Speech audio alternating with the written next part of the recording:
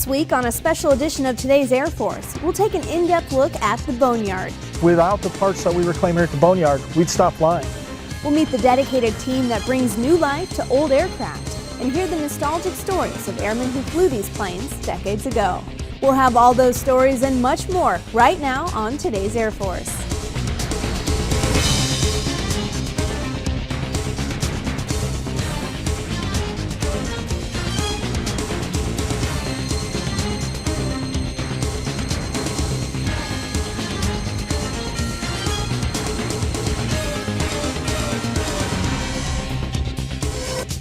Hello and welcome to a special edition of Today's Air Force. I'm your host, Staff Sergeant Shannon Ofiara. On this special edition of the show, we're taking you to Tucson, Arizona for an inside look at what happens to Air Force planes after they've flown their last mission. Recycling is not a new concept for the Air Force. In fact, we've been doing it throughout our history. And getting new life out of old aircraft is the main purpose of the Aerospace Maintenance and Regeneration Group at Davis-Monthan Air Force Base. Seen from the air, this sprawling 2,600-acre facility is filled with rows of neatly arranged aircraft, many which look almost ready for takeoff. But on the ground, it's a different story. With all sorts of planes in various stages of disassembly, many of them several decades old, it's easy to see how this place got the nickname that most people know it as, the Boneyard. Tech Sergeant Nicholas Kurtz explains how the program got its start.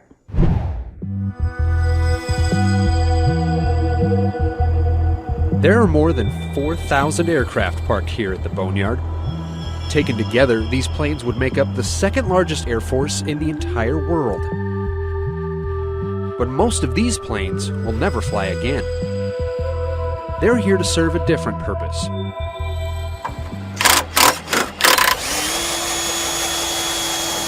The Boneyard is where the Air Force and every other U.S. government agency sends their decommissioned airplanes to be taken apart, reused in other aircraft, or turned over to the Defense Reutilization and Marketing Office to be sold as scrap. The reclamation process at AMARG is able to extract the very last tax dollars from these aircraft after they've reached the end of their useful operational lives. It's a mission that's been helping save taxpayers money since the end of World War II. Shortly after the Second World War, there were huge quantities of surplus aircraft scattered all over the world. A lot of them were scrapped where they were in theater, depending on the types. Other airframes were identified as having value for potential future use, or there just wasn't enough capacity in the overseas theaters to dispose of them as required. So a lot of them were ferried back here. In particular to Arizona, a lot of B-17s, B-24s, and B-25s were all located here. And the 50s was kind of a unique golden age of jet flight and propeller flight. There was an enormous diversity of aircraft being used by the Air Force, some more successfully than others. So a lot of them were rapidly outclassed and made obsolete. So, you know, entire production runs of aircraft were brought here for reclamation, like F-84s, B-36s, whereas others were brought here for storage and regeneration. A lot of B-29s were stored here after World War II, and they were pressed back into service for Korea. So up until the early 60s, AMARC was principally an Air Force facility. The Navy and the Marine Corps maintained their own facility up outside Phoenix at Litchfield Park. But that was closed up, I think, in 1962, and all those assets transferred down here. So since that time, this has been the complete storage facility for government aircraft. So you find NASA aircraft over there, you find Coast Guard aircraft, Border Patrol, Navy, Marine, Reserve units, training units. We have a lot of unique airframes here, a lot of one-of-a-kinds or few-of-a-kinds. Behind us here, there's a B-36 Peacemaker. It's special. It is the last production one ever built by Convair. Came off the assembly line in 1958, flew for 2 years, retired out in Fort Worth. It's one of only 4 existing airframes out of nearly 400 built. One of my personal favorites is the Boeing B-52A Stratofortress. It's the oldest buff in existence, serial number 3, third one off the production line. It was the principal test airframe and carrier mothership for the X-15 program. So nearly all of the early Gemini, Mercury, and Apollo astronauts all dropped off of our B-52A in the X-15 program. The recently deceased Neil Armstrong was a participant in that program and dropped off our airplane. So it's, to my eyes, it's kind of reeking in history. I really love it. As the Air Force has evolved, so has the Boneyard. During the Cold War, America's determination to outpace the Soviet Union in the space race helped fuel an explosion of technological advancement. Almost as quickly as they were introduced, U.S. military aircraft were regularly phased out as newer aircraft flew faster, higher, and farther. The outmoded airplanes were sent here, and the Boneyard's inventory began to swell. With the Vietnam War came a renewed call for even more advanced bombers and fighters. By the time that war started to wind down in 1973, the Boneyard's fleet had reached an all-time high of more than 6,000 aircraft. Today, some 4,000 aircraft still sit in the Boneyard, in various stages of the reclamation process. But the inventory here, much like in today's Air Force, is destined to change. You know, as our Air Force becomes more and more technologically reliant, fewer and fewer different types of airframes are being produced. I would expect probably in 20 or 25 years, you'd probably see less than 1,000 aircraft over there, and looking out 40 years, there may not be a need for such a large facility. There'll always be a need for the facility, but whether or not you're going to find fleets of KC-135s or fields of F-15s, probably not. You know, there's 200 some odd F-22s. You know, the F-35 hasn't even really come into full operational service yet, so I wouldn't expect to see any of them even twinkling at retirement for 35 or 40 years. You know, but there's probably several hundred of them, so it's not going to be the same vast, diverse fleet that you see now. So, you know, it is kind of the end of a golden age, you know. Over the course of its more than 60-year history here in the American Southwest, AMARG has become something of an aviation enthusiast's mecca. Wherever you go in the world, anybody who kind of is interested in aviation or airplanes at all, if you mention Tucson, you know, their eyes will go, oh, that's where the Boneyards are, right? Yeah, that's where the Boneyards are. And the Boneyards are here for a very good reason. Turns out the desert climate here in Tucson provides an ideal environment for long-term storage of these aircraft, with very little risk of corrosion or other damage from the elements. The ground we're on here is fairly unique. It's a very high calcium soil, very stable. When it's dry as it is now, it's as hard as concrete and very, very, very robust. And with the dry weather conditions here, low relative humidity year-round, very low rainfall, averaging about 6 to 8 inches a year in the region, there's nothing like tornadoes or hurricanes or that type of thing here to potentially destroy assets. So Tucson was identified as an ideal location for an active reclamation facility. And that year-round sunshine also makes this an ideal location for people to come visit and experience Air Force history in person. Normally, when someone wants to get a good look at some military aircraft, they have to do it through binoculars. But here at the Boneyard, you can get up close and personal with everything from fighters, bombers, tankers, lifters, just about everything the Air Force has flown in the last half-century. Our visitors almost universally enjoy the sense of adventure they feel coming out here in the desert to look at airplanes. We don't rope off our airplanes outside. People are free to get up and stick their head in the wheel well, bump their heads on a propeller, trip over a tie-down cable, run from rattlesnakes. You know, it's the authentic desert experience out here. And it's a big part of our charm and our appeal. One of our sort of taglines is, you know, where you can touch history, and we embrace that. So it's not all just about tearing down old aircraft as newer technology makes them obsolete. Preserving Air Force history has become like a secondary mission at the Boneyard. Along with the Pima Air and Space Museum right across the street, AMARG serves as a sort of monument to the accomplishments and innovations of the past, hoping to inspire America's future pilots, aircraft engineers, and astronauts. You know, our next generation of aerospace innovators, for all you know, could be wandering around here this weekend, getting that whiff of hydraulic fluid. If we can expose and encourage young people to come out and challenge themselves and find a direction through what we do here, however little, I think it's important work. Time and technology march on. The Boneyard will continue in its mission, taking custody of outdated aircraft, salvaging and reusing every part possible. But except for the small handful of aircraft that are preserved for posterity, once a certain model of jet fighter or helicopter or long-range bomber is gone, it's gone forever. A common misconception that a lot of people have with AMARG is that there's still World War II aircraft over there. We more often than you think, we do get emails or phone calls from people doing family history or have heard legend through one of their uncles or cousins that, oh yeah, there's a boneyard out in Arizona that's got all these World War II aircraft out there. So they call wondering if their grandfather's B-24 is still parked across the street there, and we have to generally explain to them, no, I'm afraid not. I mean, it was turned into beer cans probably 60 years ago.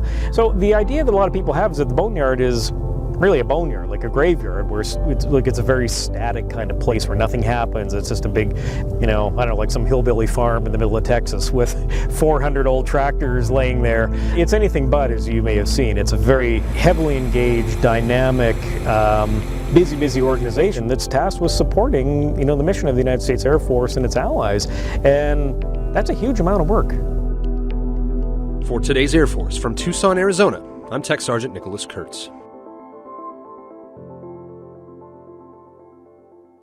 Every year, the AMARG team reclaims hundreds of millions of dollars worth of parts to support global warfighting operations. The Boneyard is one of the most cost-effective programs in the entire federal government. For every $1 spent on performing the mission at AMARG, the combination of parts reclaimed and aircraft decommissioned results in nearly $11 being returned to the Treasury, an annual return on taxpayer investment of more than $1 billion. Coming up, a look at the process aircraft go through once retired, when today's Air Force returns. I don't know what it's like. I don't know what it's like to be in a war. I don't know what it's like. I don't know what it's like to be shot at. To be put in harm's way. Put my life on the line. I don't know what it's like. But I do know no one comes back the same. No matter how tough you are, how brave, how patriotic. anybody can get hurt. And not just physically hurt. If you're a service member or in a military family and you're feeling hopeless, you're not alone. Please call this number. It's confidential and free. Your family needs you. We need you. Thank you for your service.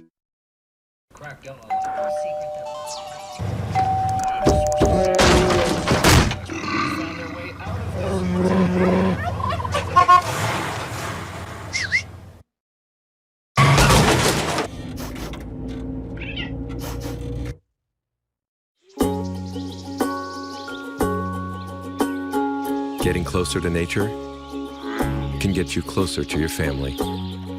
Go to discovertheforest.org.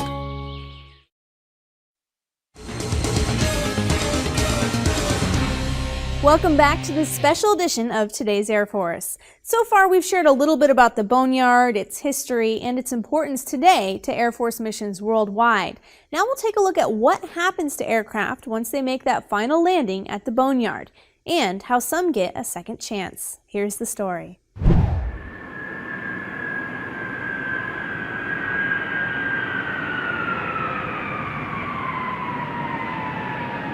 We're bringing this airplane here. It's its last flight. It's being retired from service in the Air Force to the Boneyard. It's flown over 20,000 hours, delivered cargo all over the world. It's a sad day seeing this airplane being put to rest, but it has had a long life. It's been flying since 1969.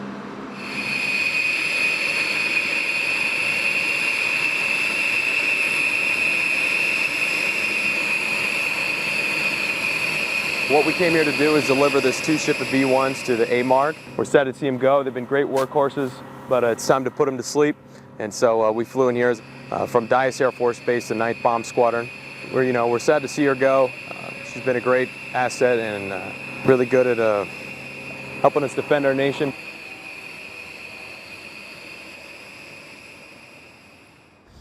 You got it, Senor. One of the things that I talk about when I get a chance to talk to the employees of AMARG is I talk about what we do here. Do we store airplanes? We sure do. But that's not what's important about us for the Department of Defense. The most important thing we do is support the warfighter through different technologies and through different operations. We have 5 major processes that we do here. The first is storage, which most people are familiar with, taking an airplane, preserving it here and keeping it in the desert for future use. Our role is to preserve incoming aircraft. Well, we first started out by taping up all the seams of the engine. That's what we're working on, the B-52 back here behind me. And then after that, we sprayed the first coat of rubberized coating, basically to prevent dust and bird intrusion from getting into the engines and trying to keep them as clean as possible.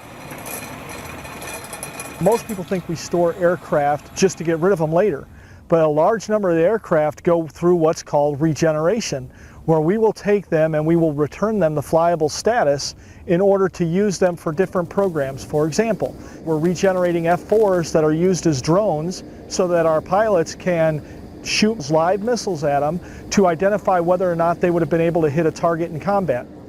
These aircraft that were produced in 66, 67, 68, 69, you're rebuilding an aircraft that was made almost 40 years ago and has spent the last 20 years sitting in the desert in storage. So it's a tremendous task to take that airplane out of the desert, rebuild it, and then get it back into flying shape. At least 40% of what we use to regenerate this aircraft will come from another F-4 that's sitting out in the desert. Each and every day we reclaim about 50 parts off of the aircraft here and send them to keep the aircraft fleet that they have right now current and flying. We have tons of great parts out here and no sense in letting them go to waste. So 90% of the stuff we pull is just as good as anything as a brand new part. It's just dirty. There's very few parts that I've pulled since I've been out here that were deemed bad. There is a savings of dollars when we reclaim parts from here at the Boneyard, but that's not actually the biggest benefit. The biggest benefit is the largest number of parts we reclaim cannot be bought. There we go, and that's our job in a nutshell. And therefore, if without the parts that we reclaim here at the Boneyard, we'd stop flying. So it's not as much about money, it's about mission. And the mission would stop if we stop reclaiming parts from here. Yep, that's it. Yep. For the most part, we just pull parts and send them in all day, you know, one after another. It's a great job.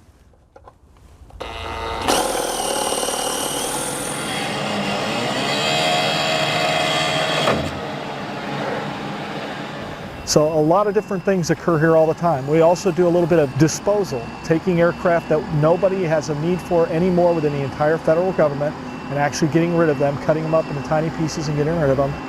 And it takes a total about, for C5, processing and shipping out about a week.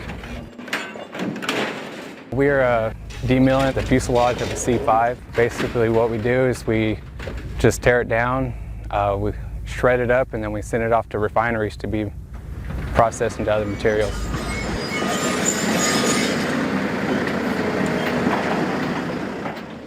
I can see we're driving down the road and some of the aircraft and missing wings and missing the canopy. They think, yeah, it's a junkyard or the boneyard.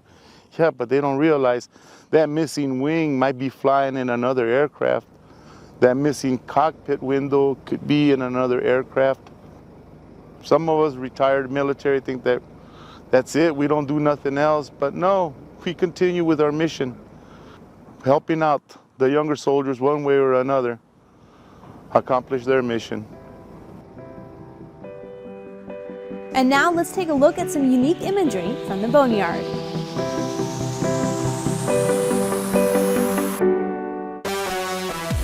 The Boeing YAL Airborne Laser Testbed Weapon System now sits decommissioned at the 309th Aerospace Maintenance and Regeneration Group at Davis-Monthan Air Force Base, Arizona. A C-5 Galaxy aircraft sits motionless while clouds pass overhead as it waits to be taken apart.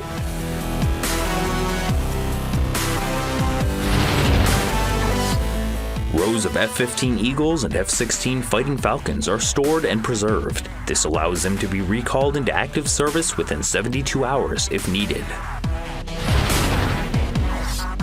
The F-4 Phantom II, which served as a principal air superiority fighter for the Air Force for over 20 years, has been a resident of the Boneyard since 1996. And that's Photos from the Boneyard. I'm Staff Sergeant Michael Brady. Coming up, we'll meet airmen who flew these aircraft and their special connection with the Boneyard when today's Air Force returns.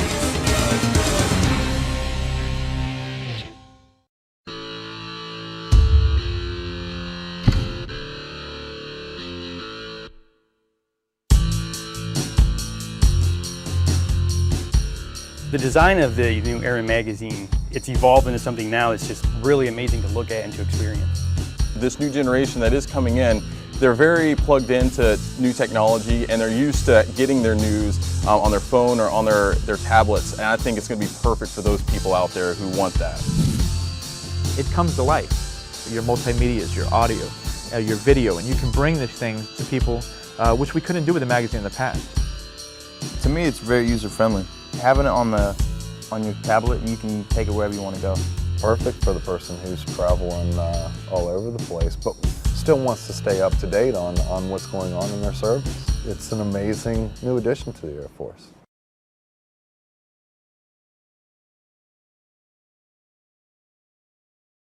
Environmental management systems empower pollution prevention. They empower us to know what is disposable and what is reusable. To rethink what we already do, but with a renewed purpose. And they remind us how all the small things can equal big results. Helping us build a better world one day at a time. With EMS to light the way, each one of us can make a world of difference. EMS. Conserve today. Secure tomorrow. Blue Acts of Green.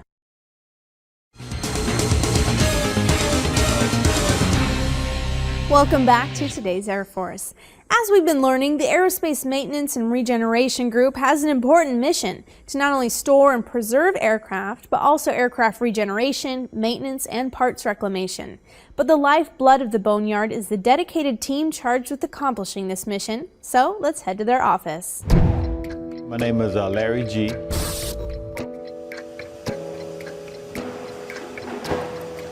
Right now you're in the F4, a drone production hangar. A drone is an unmanned aircraft that is flown by a man on the ground by way of radar and radio signals. We produced our F4C models and F4E models to become full-scale aerial targets. We tear them apart, then we put them back together, we make them flyable. We take 2 flights to produce it, and then we send it to Mojave, where it receives a drone package and becomes a full-scale target.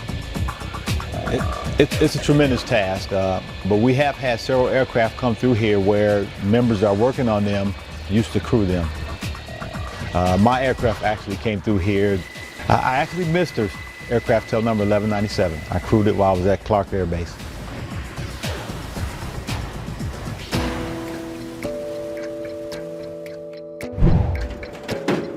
It's about 5,000 planes that are in the process of being decommissioned and taken apart to where you can see behind me to this point to where we get to cut it up. We're demilling the fuselage of a C-5. Basically what we do is we just tear it down, shred it up, and then we send it off to refineries to be processed into other materials. Right here at the C-5 here, it takes about 4 days of work to cut down and to process. Just what we do is we shred it down and then we just ship it to refineries. And I just cut it into areas that I feel like it would be easiest for me to handle. I just break it.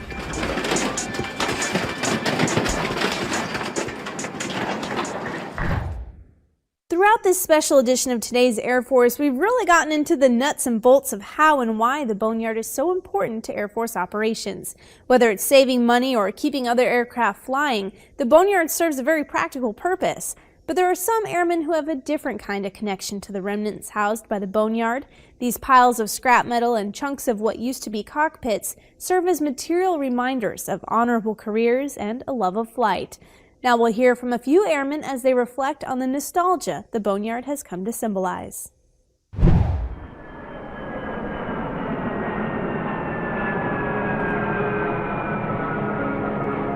From the outside it's ugly, and from the inside it's absolutely beautiful. To me it's a piece of history, a big piece of history. The times that we've had with the airplanes and the time in the military are probably the peak of intensity.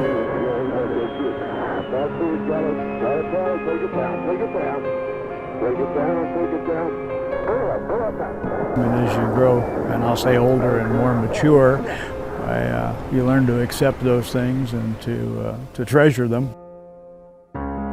As you look around, you see there are not many lights. All you have is the stars and the ghosts and the shadows of these airplanes out here.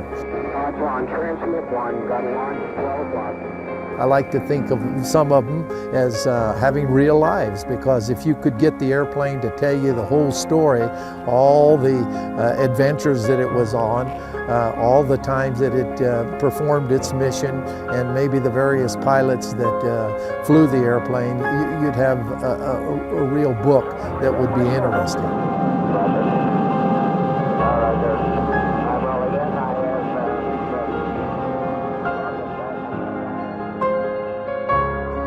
You can't get around an airplane without being drawn into your past. Mostly remembering what happened to you, either while you're getting shot at or just trying to learn how to fly an airplane. It stays with you when you see it again. You remember the people, you get a little sad, but you know, pilots all go west someday.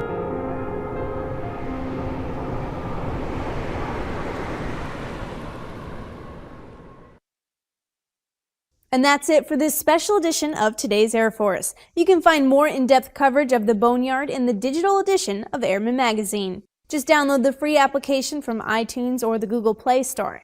For all of us here at the Air Force Broadcasting Service at Fort Meade, Maryland, I'm Staff Sergeant Shannon O'Fiara. Thanks for watching.